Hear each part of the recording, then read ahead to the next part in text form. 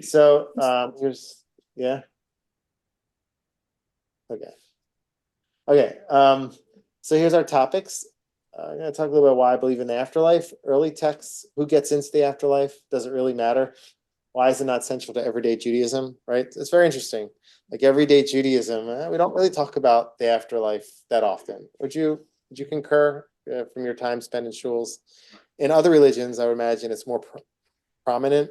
Maybe not modern day Christian settings. I don't know, but we don't talk about it a lot. So if it does matter, why do we why isn't that portrayed in daily life? As we're going to talk about that.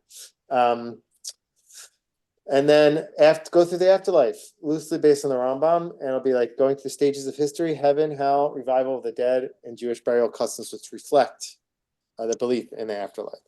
Okay, so let's go back to why I believe in the afterlife. I've talked about this a few times on this, like throughout the years. So I'm gonna give. Oh, anybody remember that? Um, so, uh, so I do believe in the afterlife. Can I prove to you that that there is an afterlife? No, because I wasn't there yet. I hope to not be there soon. Okay. So, um, so why do I believe in it then if I can't prove it? So first of all, I was having a little bit of a. Let me actually take this off. I was having a little bit of like a religious search when I became a chaplain in a hospice unit. Let me just mute everybody here one sec. I worked as a chaplain in a hospice unit in my last year at yeshiva, and I would be in the room when people died. I was with many of the people I worked with over that summer. I did one unit of chaplaincy. I saw them come and I saw them go. And so I was like, there was this one time I was sitting next to this woman who had passed away, and I was waiting there. I guess they were going to tend to the body, and I was just like looking at the body. I was like she was just here. Like that soul was just here. Like, where is it right now? I was like, man, I know I've been learning these texts for 30 years or whatever, but like maybe less. But anyway, so 27 years. But like I was like, where is she? Like what? Like I know my texts say that there is an afterlife. But I was trying to think like, what do I think about it? And then the Torah says, and so I like push me down like a spiral of like discovery and thinking. And so here's where I got to. So I started to open up some books on near-death experiences to see like maybe I can start from there, and then logically kind of prove to myself that I believe in the afterlife. For me, those were like helpful, but they didn't prove it to me because again, I've never been there, and it's just there's a lot of evidence for near-death experiences if you ever do research on it. It's like a lot of people who have shared experiences connected to that. But so then I try to go like from my own personal experience, like what would lead me to believe, because I know inside I do believe in it. And so one component is spiritual experiences that I've had in my life. That's something that pushed me to lean towards like, that helped me be at peace with the fact that I believe in it. Like I've had experiences where I felt like I was tapped into something beyond, like that our world is not just this world. And this could be helpful for you. This could not be. I'm sharing you my personal experience. So like there was a time when I went to the Kotel for many days in a row when I was living in Jerusalem, and I felt very, very elevated spiritually. And for me, that was like a little glimpse of something beyond. And there's something else. There's that. There's other spiritual experiences that I had. It's like sometimes being in a good melody in yeshiva in the late hours of Shabbat, and all of a sudden you get taken away to another place. Something something related to that, like helped me feel like there was something beyond. So it was those components, and then like in practice, I actually do practice like I believe in the afterlife. Like I say Kaddish. I was saying Kaddish for my grandma at one point, and I support people who are saying Kaddish, and I say things like, "May their soul have an aliyah, may their soul have an elevation," and I mean it. And so, and I say yes, and I lead Yizkor, and we're saying things for the soul, and I go to the graves, I pray for the souls, and I'm not just praying like symbolically, but I really believe that I'm connecting with the individual. I'm doing something. If I'm at the Shiva house, they say one of the reasons why we like the yurtzeit candles, because we feel like the soul's still around. It's kind of symbolic of the fact that the soul's still around. You could say symbolically it's around in our heart, but I feel like there's something more. And so for me, tradition says that there is an afterlife, and I also have strong leanings to that. And so for me, I think I'm in a pretty good situation because I don't have a conflict there. Those elements, like the rituals, death rituals, and my personal experiences, and some of the support from the near-death experiences, those three components together kind of help me strengthen, be confident in the fact that I believe in it, and that there's something after. Now, once I can be settled in that idea, it allows me to feel a little bit more at peace with this world. I'm just sharing my personal experience because in the end, I know this isn't the end. It's a very, could be a comforting idea. It also could be a very scary idea. So we actually don't know, like what we have texts to talk about what goes on. We don't really know. It's a whole different reality. But for me, I take comfort knowing that it's not what I think Christopher, one of the new age atheists, he once said, I'm forgetting his name, Christopher Hutchins, or is that a name? Anyway, he said, you could do whatever you want with me after I die, because I know once I die, it's lights out. That's also like a scary idea. Once I die, it's lights out. And it's like turn off the lights. That's it. Like there's nothing.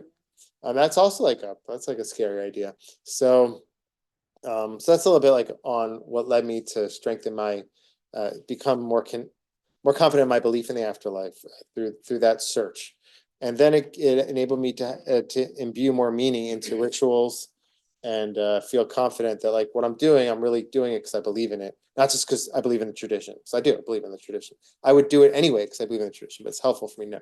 Okay, that's a little bit on that. Now let's go on to like this is like a broader discussion. Okay, so let's a little bit just that was a little personal anecdote. Now I want to share. I want to just kind of move on a little bit into texts on the afterlife. Okay, so there aren't many early texts on the afterlife. It's very interesting. What? I mean, like the Bible could talk about it. Earlier texts like the Bible, the Torah, the Tanakh. It's not very prevalent in the Tanakh, the Bible, 5 books of Moses. Here are just a few mentions which could or could not be speaking about the afterlife. Hanoch or Enoch walked with God, then he was no more, for God took him. So it doesn't say he ever died. He kind of just like went to a spiritual place. Can you see that? Is it big enough? Moshe died. Moshe's face was lit. What? We just know from the text, but nobody actually, we don't know where he's buried. But it doesn't say he went. It says Elijah went up to heaven, but it doesn't say Moshe. It says Moshe was died. We don't know where he's buried, but they mourned for him. But Midbar says they went down alive into Sheol. This is the case of Korach. They believed in the Tanakh, in the Bible, of a place like the underworld called Sheol.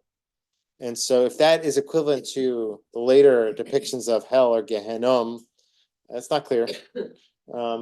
Says there was a case in Shmuel where King Saul went to I guess like a necromancer. I guess she's a necromancer, and a woman who lifted up the spirit of Shmuel. And King Saul spoke to Shmuel through that medium. And so you see that there is an interface in the Bible between this world and the next world, the world of the souls. 2 other classic sources this is Isaiah, it's later parts of the Tanakh. Let your dead revive, let corpses arise, awake and shout for joy, you who dwell in the dust. For your dew is like the dew on fresh ground. You make the land of the shades come to life. Last one is Daniel. Daniel is considered the strongest place. It's like a much later text. So, many of them that sleep in the dust of the earth shall awake, some to everlasting life and some to reproaches and everlasting abhorrence.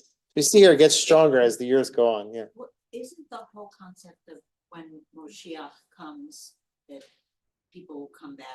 So good. So we're going to define terms in a moment. There's a lot of terms. So that would be Like, so that could be not the end, that could, might be the So afterlife. if people were just gone, they couldn't come back.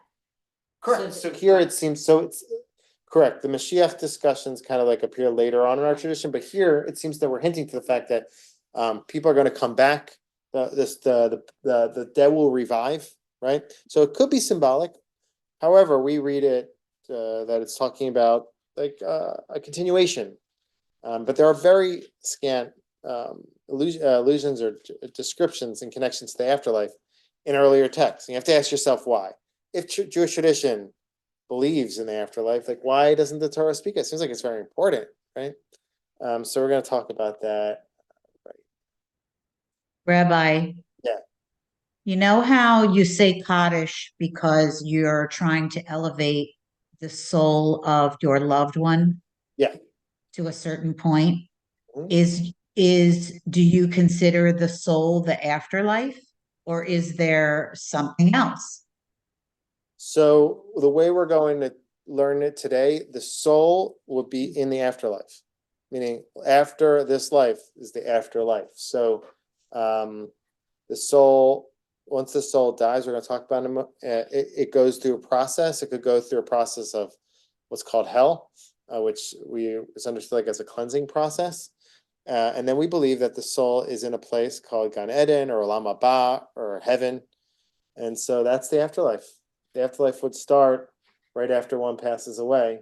There's a lot of work that's done on our behalf in this world to help that elevation, to assist it through the Shiva, through the Kaddish, learning, and all kinds of ways that we commemorate the memory. It's understood that those are ways to commemorate. There are also ways to aid the soul. That's yeah. I know how to put this on my life and death. Well, can you guys hear Ted? Yeah, so I know how to put this on my life and death calendar. I'll repeat Assuming there's an afterlife, Assuming there's an afterlife. does it begin at the point that the dead are revived, or? Yeah, so assuming there's an afterlife, does it begin at the point that the dead are revived, or does it Don't build? have to wait a while. So we're going to talk about that. That's another, so we have heaven, we have hell, we have the revival of the dead, we have the days of the Messiah. These are all terms that are like thrown around. We have to try to make some order out of it. That's what we're going to do. We're going to do that. Okay. We have some time. So we all have to stick around for at least 8 o'clock. What? We have to stick around to 8 o'clock to find out. Correct. There's no cliff notes for this. All right, so let's keep going a little bit. So what does appear in the Torah? So we have material compensation. That's what appears. Like, meaning when we talk about reward and punishment, it's basically what's going to happen to you in this world if you do something right or wrong. Here's an example of from the Shema that we recite every day. If you obey Vayayim Shamoah Tishmeu, if you obey my commandments, say the Shema 4 times a day. If you obey the commandments that I enjoin upon you this day, loving your God, serving God with all your heart and soul. So it should say, and you'll go to heaven. It doesn't say that. What does it say? I will grant rain for your land in season, the early rain and the late. You shall gather in your new grain and wine and oil. So if you do well, you'll get blessing. I will also provide grass. Take care not to be lured away to serve other gods and bow to them. What will happen if that happens? Hashem's anger will flare up against you, shutting up the sky, so there will be no rain. The ground will not yield its produce. We say this every day. And you will soon perish from the good land that Hashem is assigning to you. So it seems like the compensation or the reward and punishment is of a material nature in the Torah. So again, we have to ask, if the afterlife is so important, why is it not mentioned a lot? And why also why are we talking about material compensation in the biblical texts? Rabbi, it seems though that, like in the Shema, they're talking about a collective thing. If you people do my commandments, That's such a good answer. I'm going to take care of your land. If not, you're screwed. That's not how I was going to say it, but yeah. So I'm not sure that so touches on that topic. It's on the chat. Sorry, someone's listening in the chat. That's a really good answer. 1 second. All right, some people have been loved ones when they died, and they claim to have seen the deceased soul leave the body. We witness that or believe that can happen. I do believe that can happen. Josie said that. If I believe that people who have seen the soul leave, have either seen that or I believe it. I believe that that happens. like the soul. I don't know if the soul physically goes to, I don't know what the soul is. The soul is something spiritual, so I can't really like define it in physical terms. I believe that there is some sort of like release, some sort of emergence from within the corpse, the body. I've never seen that. Like I never seen a soul go out like that. So yeah. All right. So what's the answer to this? This is going to be what you answered. The answer is, why is there such biblical mention? So I'm basing these answers off of this wonderful book, Illuminating Jewish Thought, Explorations of Free Will, the Afterlife, and the Messianic Era by Rabbi Rabbi Nathaniel Wiederblank. It's a great book. So I have it linked in the final slide on this PowerPoint, so you can go check that out. So he says that there's that sounded like a minimal. Can you say that? Minimal. Try to say it. Minimal biblical. Yeah. Minimal biblical.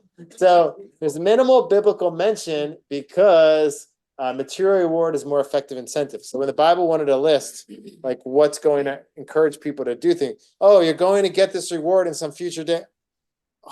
So they try to give people incentive by giving material, like a material ramification. The Torah wants to offer pledges that are verifiable. Like I can't tell you if that's going to happen to me or not, but I can tell if that's going to be the result. I get the rain or I don't. Also, same thing as spiritual reward is like too abstract. I can't imagine that in my head. Finally, this is what you mentioned, Steve. The Torah focuses on collective reward and punishment. So it could be that Torah does, if we're talking just about an individual, we'll talk about the afterlife, but we're talking largely about the collective, Am Yisrael. So we're talking about you're going to have rain in the land of Israel or not. You're going to be exiled from the land or not. And so that's more on a collective level. Okay, so we're still in the introduction here. Okay, who gets into the next world? So it's not maybe like 3 times a year I get a question. Maybe like 4 times a year I get a question on if animals if there's an afterlife for animals, and maybe like 2 times a year I get asked in the preschool to say Kaddish for a lizard or something like that. So or maybe not, yeah, or like some sort of like animal. So the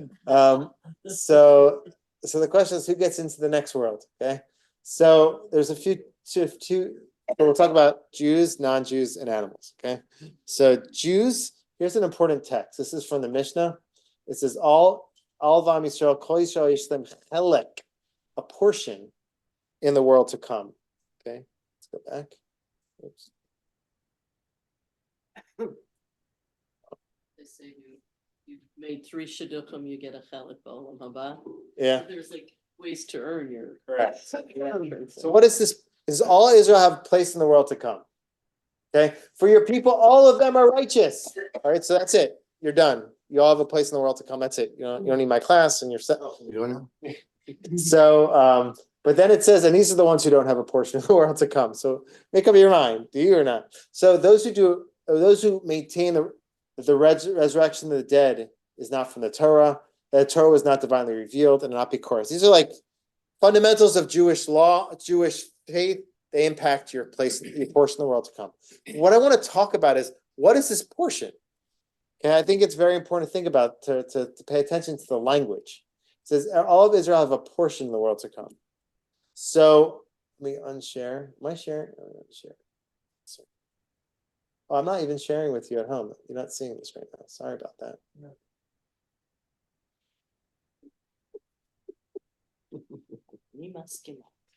What? We're being immature back here. All these all have a portion, okay? So what is this portion? So I want to understand this like in the following way. Why do they use the language chelek? Everyone who does good things, that earns them spiritual, that helps them grow spiritually. If you're kind to somebody, you do mitzvot, you learn Torah, you come to my class, all these things help you get spiritual points. What does that mean? It's not like God's like counting your points. It's not, you're not being tracked like that. Well, okay. I would say God is watching everything. How I minimally imagine it is that and it's based on Nefesh Chaim, is that the more spirituality that you add to yourself, to your life, the more Torah you do, the more good deeds you do. I would also even add to that, the more in touch you are with yourself, like the more you manifest yourself, like who you really are. All those components build your spiritual portfolio. They help you grow spiritually. Like the reward is the reward itself. The reward is the reward itself. The Nefesh Chaim says that. Rav Chaim Volozhin is one of the Gaon of Vilna's his main student. Meaning, like, so when they're saying everybody has a portion of the world to come, we all have different portions, and it's very hard to figure out who has a better portion in some ways, because everybody has like some different shortcomings, different attributes, and we're all dealing with different skill sets, and so we're all trying our best. There are some key ways to ensure that you grow spiritually: Torah, mitzvot, doing good deeds. So I like this idea of the chelek. It says that those who are doing good, that will be rewarded. Now, some people have like, what is it, nosebleeds? What is it? Nosebleed seats? What are they called? Or yeah, nosebleed seats in the stadium. Others have front row seats. They're different. There are different levels. There's different levels of portions in the world to come. But the more good we do, the better we can increase our portion. And so I feel like this is kind of like a comforting idea, this language of portion, because then it says that you're on your way, and you can keep growing and gaining more and more. The more you do. I mean, my Saba, blessed memory, is Yortzei's coming up. My father's on here. He worked in a mikveh for many years, and then I only knew him like when I moved to Israel, not when he wasn't working, as a retired person. And all he did all day was he was kind of like preparing himself for the next world. He was just like learning as much as he could every day. I would come in sometimes just see him like asleep in his Gemara, because just like learning so much. And because my grandmother's food was really good too. But yeah.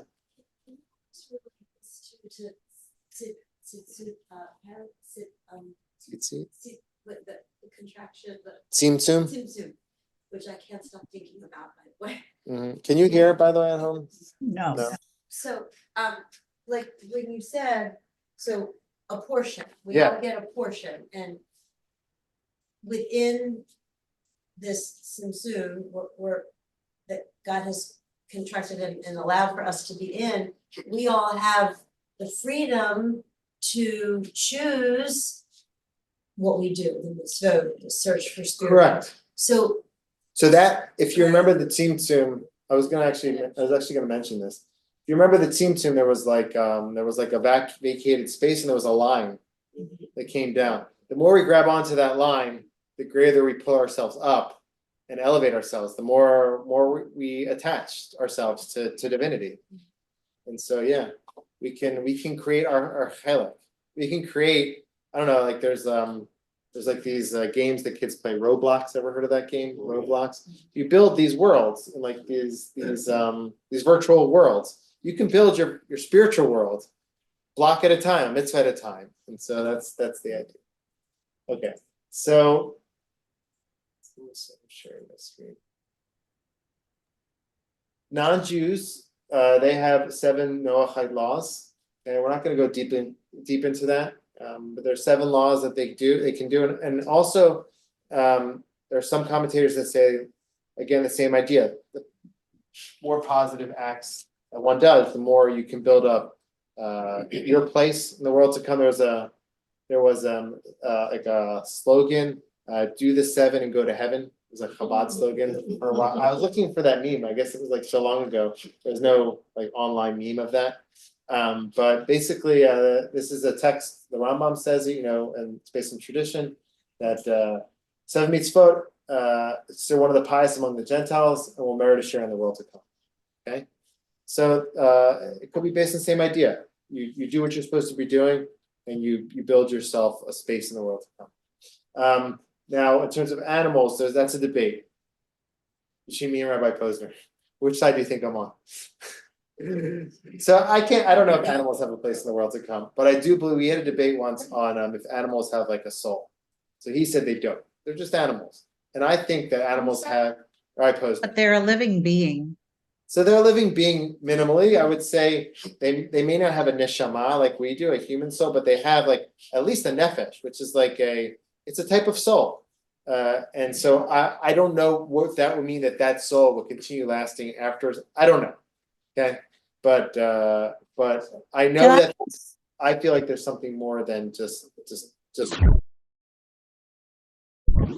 body. Can I Yeah. Well, then- so a mystical approach is more is more inclined to say that there are souls in not just animals, that could even be in inanimate beings.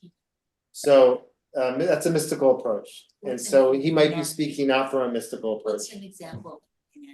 You're Like talking. rock.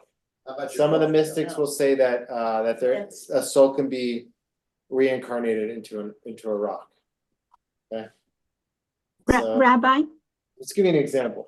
So you're saying a soul can become an inanimate object, not an inanimate object as a soul? So the mystics would say everything has godliness in it, even in something inanimate. And so I think that now that science, we can see through a microscope that there's things moving also in inanimate objects. I think it helps understand that thought also. Yeah. Rabbi, Yeah. I seem to recall that there was a concept of Gilgul Nishamot. Yeah, that's reincarnation. It's my understanding was that the same soul can come back through many lifetimes. So So that the soul doesn't die, but it can reappear. It can be reborn in the next generation or the generation after. So I didn't bring reincarnation onto this into this discussion.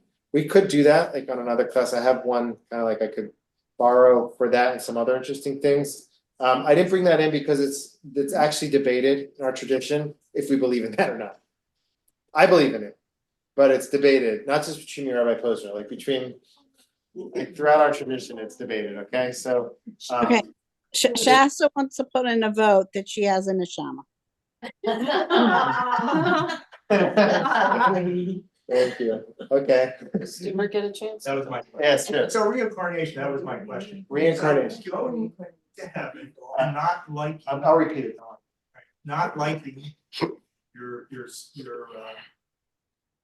place in heaven, which would be reincarnated to do more good So than to be able to go to heaven. so would you, if you go up to heaven and you're not, your portfolio isn't where you want it to be, or where God doesn't want it to be, so would you be sent back to go correct? So that there's a real debate around that. The mystics believe that reincarnation is real, and that they're reincarnated souls in this room right now. Some of you have been here before. Maybe we hung out before in a previous life. Maybe not. I don't know. Maybe the dog who is here could be a reincarnated soul. But other rationalist thinkers who are heavy hitters, they don't believe in reincarnation. It's not a tenet of Jewish faith. The revival of the dead, the afterlife, all of these are like tenets of Jewish faith, like from an Orthodox perspective, like we believe in them. Reincarnation there's debate around it. We could teach that as well. I'll note that we could talk about. So here's a text we say every Shabbos. It says, "Ein ker kacha Hashem Elokeinu ba'olam hazeh." None can be compared to you in this world. Okay. Here are some terms that we mentioned. We just throw around. We don't know what they are. I mean, some of us do, but we're going to talk about that today. Many don't know what they are. There is none besides you, our King, in the life of the world to come. Because we have this world, the world to come. We say this every Shabbos morning before the Shema. So there is none but you, our Redeemer, from the days of the Messiah. Because now we have the days of the Messiah. And there is none like you, our Savior, at the resurrection of the dead. Okay? These are a lot of terms. We're going to try to make order of them. Okay? So obviously, does it really matter? Obviously, it does matter because we mention it in prayer. Now, I want to show you that we mention it more frequently than that in a more central prayer every day. In the Amidah, we say, Atah Gibor L'Olam Hashem, Mechayeh Metim Atar Rav Leoshia. Mechakel Chaim Bechesed, right? Familiar with it. So it goes, Mechayeh HaMetim. What does that mean? Who revives the dead. We literally say this every time we daven. We strengthen our belief in the revival of the dead.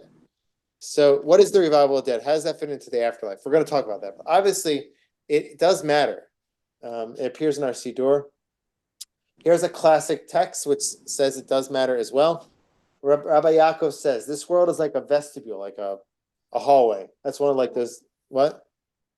Well, let me just finish this. Is the vestibule for the world to come. Prepare yourself in the vestibule so that you may enter the banqueting hall. Okay, that's a very kind of like extreme understanding of this world, meaning this world is just a hallway. Like, we shouldn't spend as much time decorating the hallway. We should focus on getting down the hallway to where we need to go. But we're going to see there's some tempering text to this, but yeah. So is it the revival of the dead or the dead? Resurrection. Or the dead coming to Hashem? So it's literally that the dead come back to life in this world. Every commentator, like rabbinic figure, will say, or authority will say that it's talking about the dead come back to life. The question is, when does that happen exactly, and how does that happen, and how does that play out with heaven, which is like a place of souls? We're going to see. Yeah, we're going to get there. Is it a constant process, or are we waiting for this to happen? So when one dies, one will go to heaven. And we're waiting for a later period where there will be a revival of the dead. And the question is, does that revival of the dead last forever or not? That's the question. We're going to go by the Rambam's approach, which I think many intuitively kind of connect to, which is that that's not the final thing. The final stage is that is the heavenly reality where the soul is with God. The soul is in its eternal place without a body. So according to the Rambam, revival of the dead, we're kind of getting ahead of ourselves, but the revival of the dead is a temporary period where the soul comes back down to gain more reward. That's what he says. But the real end goal is heaven, where the souls go when they die. That's the Rambam's approach. Is the whole world like a narrow bridge? Depends if you're at a Shabbaton or not. Right. All right. So I'm going to finish this discussion. Why is it not so central? Here are three thoughts I had on why, if we brought it it's in our prayers, and if it appears in our texts, and if it's a tenet of Jewish faith. So why is it not part of our daily dialogue? Like, why are we not like, all right, everybody, let's go bench so we can go to the next world, so we can get reward in the next world, right? Let's not go to the next one, so we can get reward in the next world, or like, let's go learn some Torah because I need to build up my stock in the next one. We don't say that on a daily basis. Like, many times the rabbis will speak to the community and just encourage them to do Torah because it's the right thing to do, or because it's good for your life. We don't talk as much about the afterlife. So at least in modern Orthodox circles. But why don't we? Because it's all over the text. We do when we're interpreting text. But It's I implied think all over the but text. I'm not talking about we as in the textual community. I'm talking about like us. Like, do you talk about it often in your religious life? Is it something that you think about throughout the day? I'm asking you, right? Well, As a in non-Orthodox, bits and pieces of my life that happen, but not on a regular. it's always in the basis. background, but I'm saying it's not the. No, I think things that that I've experienced, through losing parents or doing all the taharas I've done, or I actually saw in your lifetime, you may have seen somebody dead already, but you rarely see somebody die. And it's just even seeing that, like all those things then come to you about the neshama, except for a doctor, and nurses. and yeah, right, but even then, yeah, all right, whatever, we'll get into that discussion another time, but those times it does come to me. But you're right, on a regular basis, it's not one of the Friday night table talks. So I would, especially in modern Orthodox communities and also other denominations, it's definitely not prominent. Maybe in more more ultra Orthodox communities, it's discussed more, but also not so often. perhaps more around the high holidays, you know, or whatever. But even the high holidays, I'm sensing we're kind of getting close to our 8 o'clock and we haven't even started. I think we should do like a two parts. I think we're like we have an extra class to play with, so we'll do that. I think, but even in our davening on high holidays, we're in the Tana Tokef. It's not about who's going to hell, who's going to heaven. It's about who's going to live, who's going to die in this world, right? So it's very interesting. Ted, yeah. Yeah, orientation as Jews, and this is why I like being Jewish. It's a set of laws, traditions, etc., that tells us how we live our daily lives. Our orientation is not what's going to happen when we die. Our orientation is what we're doing on a. So I'm going to repeat what Ted says, and that's going to segue us into this slide here. What are 3 reasons I think it's not as central in daily lived Jewish life? One of them is what Ted just said. Ted said that we live a life with a lot of actions, a lot of mitzvot that we do in this world.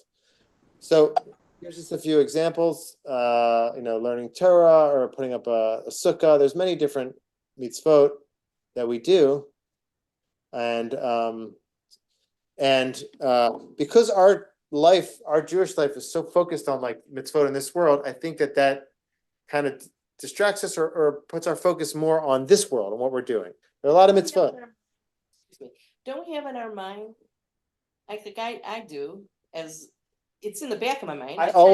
It's always in the back of my mind. This is all process of a better world to come. Correct. So I'm sharing my personal experience, me as well. Like for me as well, that's why I think it does matter. Like I believe all those texts are important. They're central. They kind of they put you in the right gear. They help you have the right frame of mind, the right direction. So it's in the back of my mind, but it's not. I'm not thinking about it all the time. There's a few reasons why. Another reason is we have a pro this world outlook, not just the many mitzvot, but there's a whole other mode of discussion, which is probably the prominent one that you hear in sermons at our show, at least. Here's just like some terms that I found, terms that I thought about that relay this.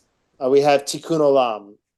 We have Eretz Yisrael, like the whole idea of Eretz Yisrael as being the end. I'm just going to mute everybody 1 second. I heard somebody's microphone. Sorry. So we have all the. What is this? Eretz Yisrael. The whole idea of like the Tanakh, that the final goal is Eretz Yisrael, the building of the Beit HaMikdash. All these are not telling us to escape the world, to go to the next world. That this world's just a banquet to somewhere else. It's talking about that this world is important on its own. And so really these are like 2 different modes of thinking, and they both happen at the same time in the Jewish world. The mode of this world as a transient place till we get to the next world. There's a story about the Chavetz Chaim. They say that he didn't have fancy furniture at all. It's really basic furniture. And they said, Rabbi, you're one of the Gedolei Ador, one of the big rabbis of the generation. Why do you have such humble?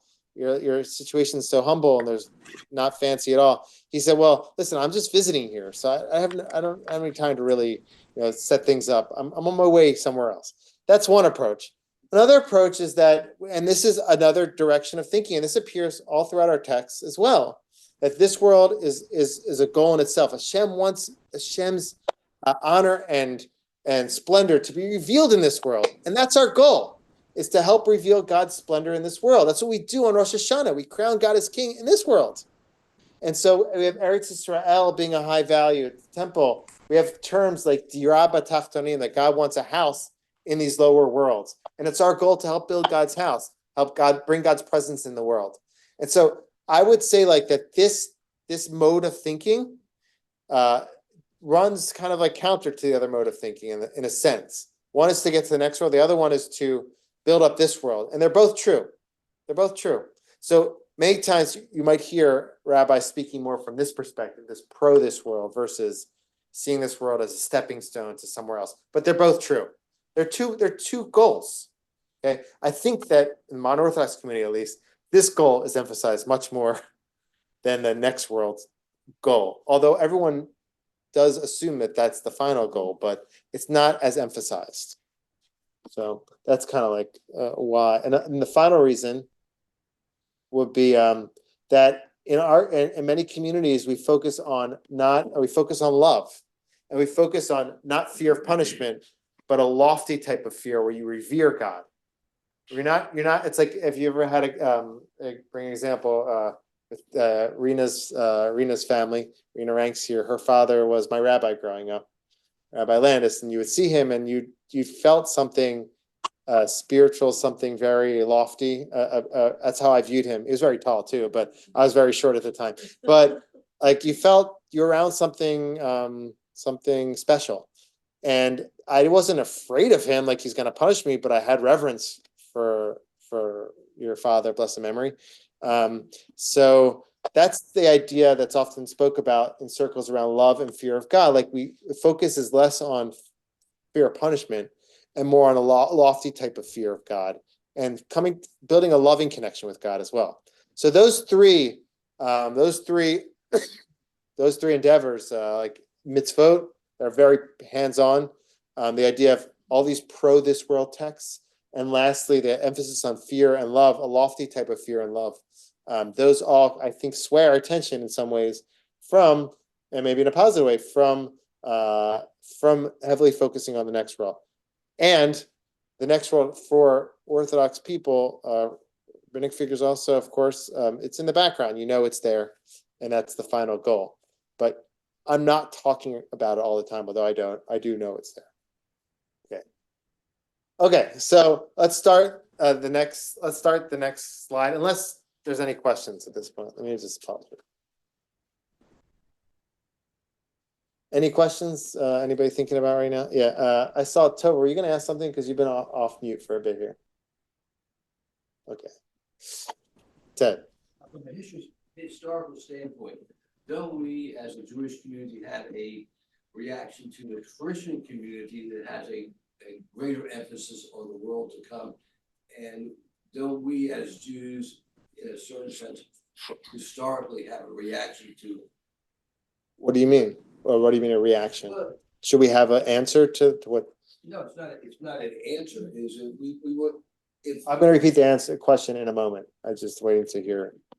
No, the Christian theology has a greater emphasis on the world to come. Correct. Discussion so far this evening is that we look at it, but we don't emphasize it. But don't we, as a Jewish community, look at from a long historical standpoint? Don't we look at the Christian community and say, this is what the Christian community believes in? We're not going to really have that kind of emphasis. Do you think that so Ted's sharing that maybe another factor for not emphasizing as much is because it's so heavily emphasized in the Christian community as a response? Historically, yeah. I think it's actually the opposite. I think that as a response to Christianity and these organized religions, we've had to define ourselves a little bit more. A lot of these principles of Jewish faith and those types of things, external religions like other religions helped us kind of reflect on what they were saying and define our own views. So it's might be like the opposite direction. But again, I want to be clear, that in Orthodox communities and traditional communities, like the world, I'm not saying it's not strongly believed in or not. People don't live their lives based on it, but it's just, there's a lot of other modes of discussion that are happening amid that. Any other? So let's do one more slide, okay? We haven't even gotten to the meat of it. I think what we could do is if we do another class on this. Are you up for doing another class? I hope we can do another class on this. So it would be on Olam, the heaven, it would be on hell, it could be on reincarnation and other modes of existence in connection to that. Okay. But so let's do this slide. Let's do this slide before we go. So we're going based on the Rambam. We have Olam Hazeh and Yemot HaMashiach. So in this world, okay, there are two stages in this world. In this world, not on a personal level, like in terms of like the arc of history for the world. We have our lives, and then we have the stages when we're going to be living a messianic period. There's two stages. Messianic period will be a time period where Am Yisrael will be in a much better place politically, and as that period progresses, things will get better and better for humanity. And eventually, the Beit HaMikdash will be built. The Mashiach will come. There are many stages in the Messianic period. That's a class. Maybe we go into that next class as well. That's a class on the end of days, like what's going to happen at the end of days.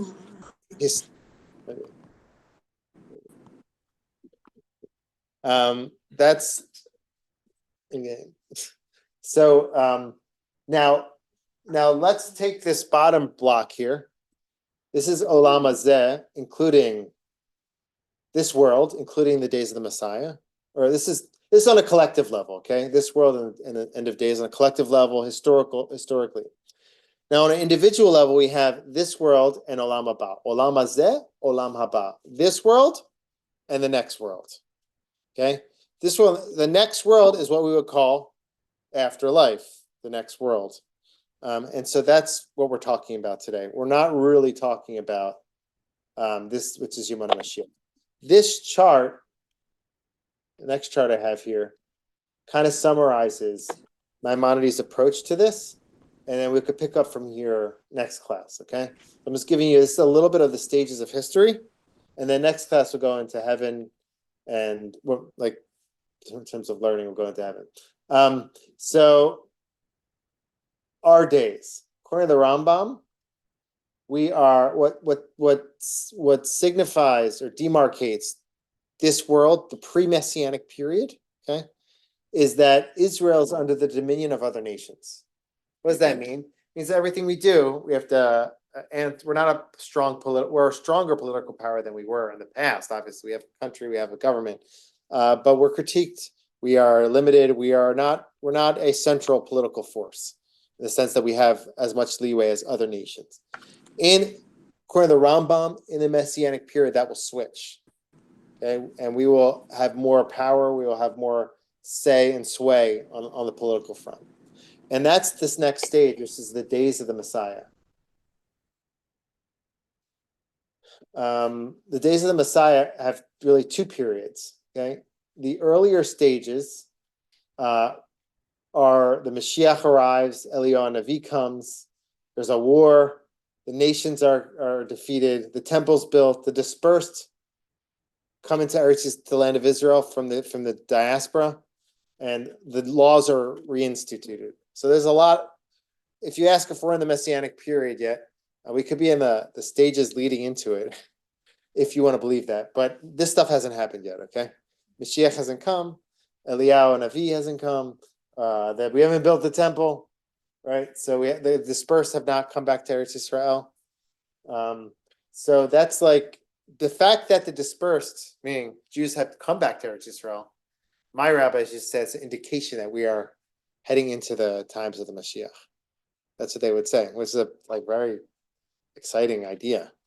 The later days of the Mashiach, according to the Rambam, these are very special times. All of this stuff, all of these time periods will lead to the final goal of the optimal situation in this world, which there'll be peace. This is Isaiah talks about this. There'll be peace.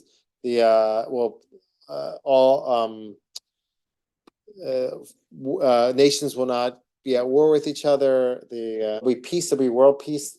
Everyone will know the true religion. Everyone will have knowledge of God. There will be no lacking because we'll know how to get along. So, we'll be able. Mashiach will come, and doesn't mean that the other nations will be wearing yarmulkes and going to payas and lighting Hanukkah, Shabbos candles, whatever. It means that the world will be acting appropriately, and Am Yisrael will be able to teach our message to the world, and people will eventually be able to get along. The temple will be built, and at that time period, there'll be peace. People will be able to share ideas with each other, and we'll be able to take care of each other because we're getting along. We're not at war with each other because knowledge will be spread, and there'll be more and more spiritual blessing in the world. At that point, there won't be a war. It's a very later stage and strife. That would be that's the goal of the later stages of the Mashiach. And so next class, we're going to go into Olam Haba and the resurrection.